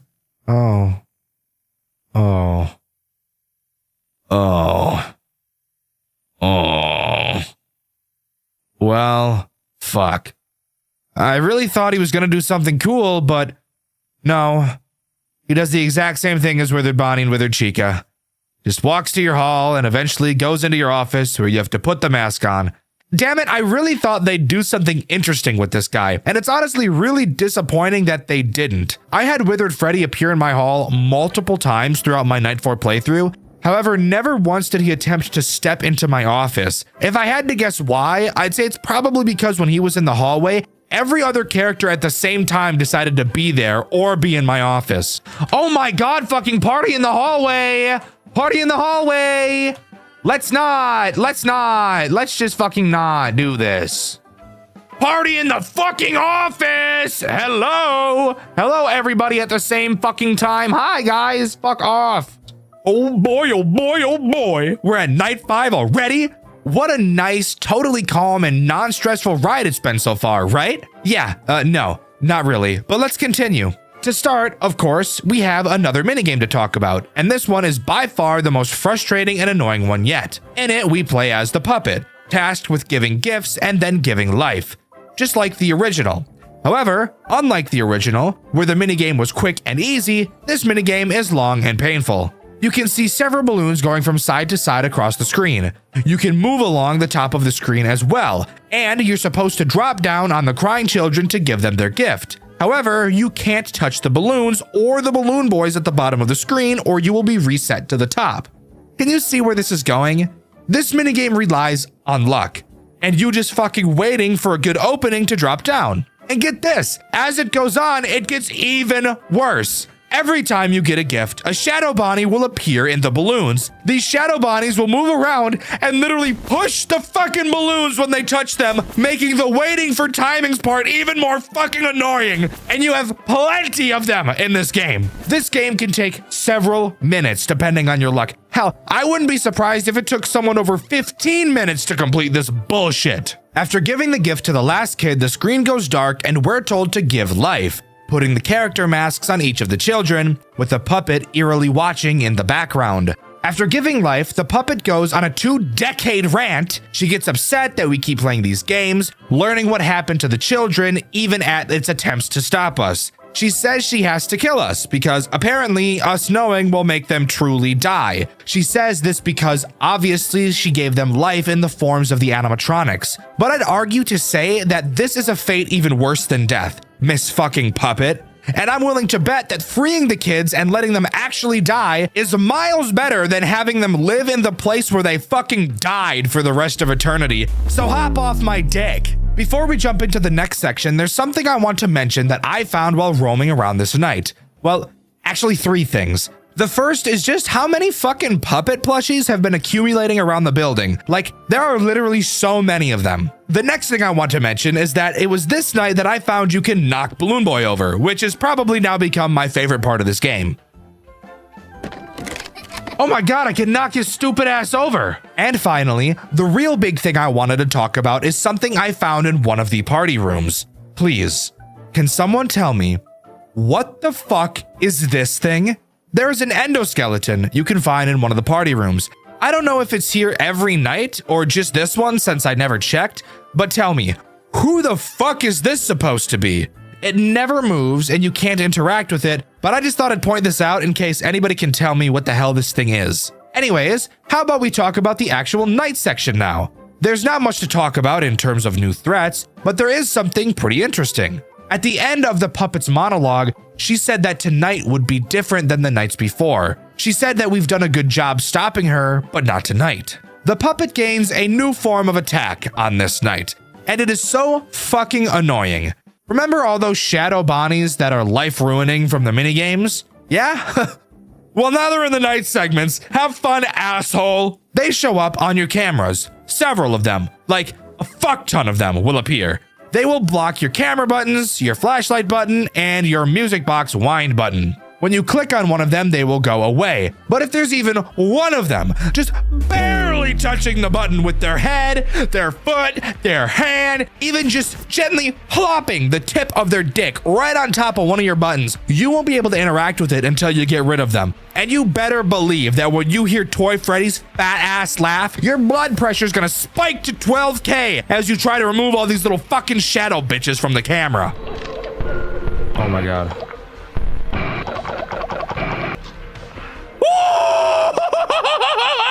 But that really is the only new thing added to this night.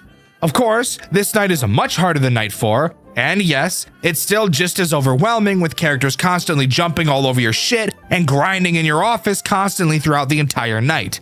Thank you for asking. Night 6 time! Holy fucking shit, is there a lot to talk about here. I was honestly expecting this video to be close to 20 minutes, but nope. We're going way over today. So, it was at this moment I learned that in order to play Night 6, I had to beat all the minigames from the previous nights. Fuck me. So, I did that, and now here we are. This night begins with a cutscene, talking about what I can only assume to be the bite of 87. Or the bite of 83? I think this one is 83, I'm pretty sure. I literally don't know the FNAF lore at all, it's so fucking awful. In this cutscene, we play as Jeremy Fitzgerald, going into a play area to retrieve a Freddy plushie. Of course, this play area is where Mangle is kept, and it's at this moment we notice that Mangle has the toy in her mouth. Attempting to go get it, she crawls away into the slide. Following behind her, she goes down the slide and we lose sight of her, only to see that she's placed the toy in a very convenient spot. Ooh, convenient. Going to grab the toy, Mangle swoops down on us like a pedophile in the park and bites the shit out of us, killing us instantly. Jeremy is then fished up by Old Man Consequences. He explains how people who have died unfairly don't get reeled up to the surface and are forced to stay underneath the ocean until they get peace. Even though we as Jeremy died unfairly, he explains that he made an exception for us because we died due to the supernatural. He also knows that we haven't finished what we started. This conversation with him goes on for a very long time, so let's just skip to the interesting part. We come back to the building. Of course, we're playing as Michael, not Jeremy. Just wanted to make that clear in case anyone was confused as to what was going on. We are indeed Michael Afton in this game. We enter through the back of the building through a vent and go to walk back to the office. However, before we do that, I want to point out that for some reason, Toy Freddy is not on stage and is instead standing in the same party room we saw that weird endoskeleton in previously. Oh, and of course, there's yet another minigame to play. Heading into the arcade, we can begin. This time we play as Chica and we have to bring a bunch of cupcakes to a table. You'll notice that this time around, there is a lack of Shadow Bonnies. That is, until you collect all the cupcakes. If you head up afterwards, you'll see the stick figure Jeremy pointing you towards a wall. Walking into it, we get teleported to a room with several platforms. It's in this room where the big bitch Shadow Bonnie is present. If he touches you, you get teleported back to the cupcake table and will have to come back. In this big platform room, there are characters from every other minigame you've seen so far, retrieving one of the missing children from each, giving them gifts, and then finally giving them life once more. The puppet tells us we need to stay out of its way, and an exit door appears for us to leave. Candy Cadet thought it'd be a great idea to block my fucking path to the office. He speaks to us, but it almost seems as though the puppet is speaking to us through him, given exactly what he says to us. Congratulations, Michael. Oh, hey, Candy. You had won a free story. No coins required. Why do you know my name? Hey, Candy Cadet. Michael, you should have never come back. Oh. I told you to leave us alone. Oh, is that the fucking marionette? I'm happy. We are all happy. Do not try to take them away. You're not all Jeremy happy. tried. You do not want to be like Jeremy. Right, Michael? Oh yeah, Jeremy got bit. If you answer that phone, if you listen to Jeremy, I will have to stop you. I know there is good in you. I know you are sorry. Please leave. Oh, okay. You can't stop me, bro. After this, we find a different way to the office, and the night begins. Nothing new to talk about here, it's just a harder version of Night 5. That is, until we see a certain shadow rabbit in our cameras, and the building goes dark. The lights come back on, and the phone begins to ring. Every camera has too many balloons on it, and our Freddy mask has been replaced by a foxy one. There's no better way for me to explain to you what happens next. It's much better if you just watch for yourself.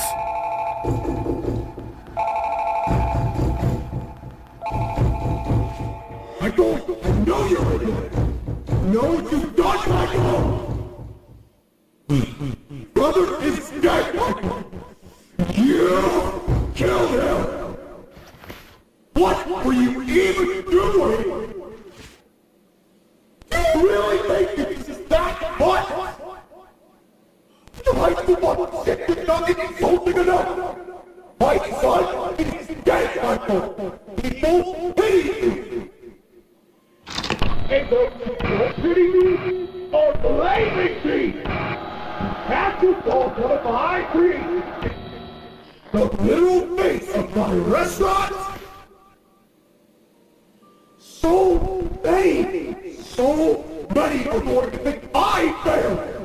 They'll think something's broken or wrong with my work. It's machine builders. Did he not prioritize safety? I'm sorry!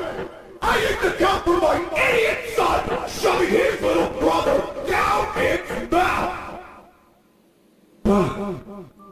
I have to my parents. I need people to know this poor horseplay that it caused this. Was no fault of mine. You are almost an adult.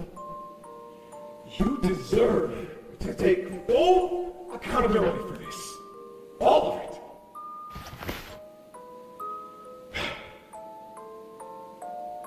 You know, I'll never let go of this, Michael.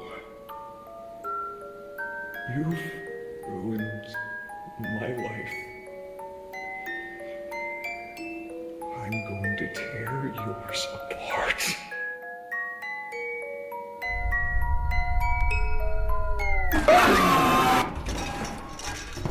So, Michael has an episode, and Mangle is able to slip into the office and attack him. But hold up. What if I told you Mangle didn't get him? Michael comes to. He survived by jumping into one of the vents. Now it's time for us to make our grand escape. We crawl through the vents into the kitchen where we see withered Chica. Fucking terrifying, by the way. Sneaking around her, we enter the hallway and a chase with Withered Freddy begins, Withered Bonnie following close behind as well. We run through the back room, interestingly seeing that weird endoskeleton from before, but we don't really have time to focus on that.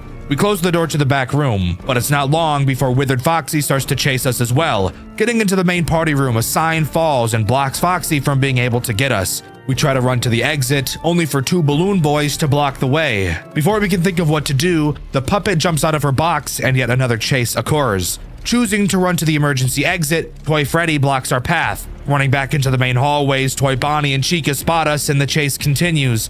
Running down the hall, Mangle falls from the ceiling as we make a sharp left into the arcade room. Exiting, Toy Freddy greets us on the other side and we make it to the exit. Fenced off, we seemingly have nowhere to go. Hearing the puppet pounding on the door behind us, we jump behind some pizza boxes to hide. As the puppet breaks her way outside, the sound of police sirens can be heard as the puppet cowers and hides before she can be seen. We look down at the logbook we took, previously owned by Jeremy, and Five Nights at Freddy's Rewritten 87 comes to a close. While yes, this is where the main story ends, there's still something super interesting I want to talk about, and that is this game's extras menu, which actually isn't even a menu. It's basically just a 3D environment you can roam around and explore. The reason I want to talk about it, well, you can re-enter the pizzeria to explore, and around it you can find several Faz tokens. Using these tokens, you can go to the arcade room and have Candy Cadet tell you a story. The story he tells consists of an infamous cave in the woods that everybody is afraid to enter. One day, a child stumbles upon it, and a beast convinces him to go inside the cave with him. The child never exits the cave. Several children entered the cave and never returned. A sorcerer found the cave with the children and banished the beast from inside, locking all the children in the cave with a seal, keeping them safe inside from the beast that trapped them there.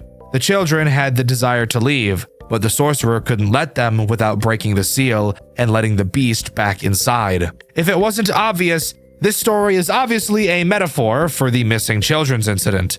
The cave is Freddy's, the beast is William, and the sorcerer is the puppet. This little extra thing you can do with Candy Cadet is honestly super fun, and I think it's such a unique thing to add to an extras menu. Finding these tokens and discovering this story is such a fun experience, and you can see me do it over on my second channel, Dexter Black. But with that, as far as I'm aware, that is all FNAF Rewritten 87 has to offer. Overall, I think this game is nothing short of a masterpiece.